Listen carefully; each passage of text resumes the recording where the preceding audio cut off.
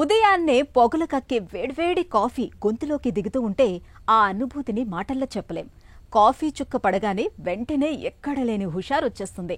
అప్పటిదాకా ఉన్న నిస్సత్తువ మటుమాయమైపోతుంది. మెదడు చురుకుదనాన్ని సంతరించుకుంటుంది. ఇదంతా కాఫీ మహాత్మ్యమే. కాఫీ అనేది మన ఒంట్లో కేంద్ర నాడీ వ్యవస్థను ప్రేరేపిస్తుంది. ఫలితంగా చురుకుదనం, హుషారు పెరుగుతుంది. కాఫీ తాగడం మూలంగా మధుమేహం అదుపులో ఉంటుందని, డిప్రెషన్ తగ్గుముఖం పడుతుందని ఇప్పటికే అధ్యయనాల్లో తేలింది. తాజాగా కాఫీ తాగే అలవాటు మన కాలేయ ఆరోగ్యానికి సైతం తోడ్పడుతున్నట్లు పరిశోధనలో తేలింది. కాఫీతో కాలేయ ఆరోగ్యం ఎలా మెరుగుపడుతుందో ఇప్పుడు తెలుసుకుందాం. ఉదయం లేవగానే కాఫీ నోట్లో పడకపోతే అడుగైనా ముందుకు పడదు.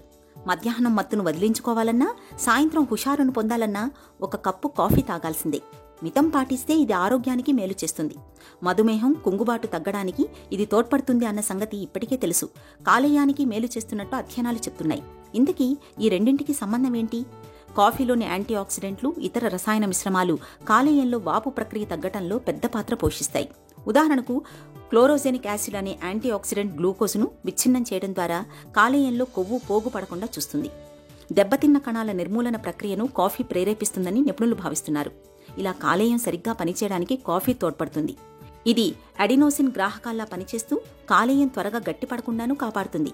ఇప్పటికే హెపటైటిస్ సి ఇన్ఫెక్షన్తో బాధపడేవారికి కాఫీ మేలు చేస్తున్నట్టు అనేక పరిశోధనల్లో తేలింది.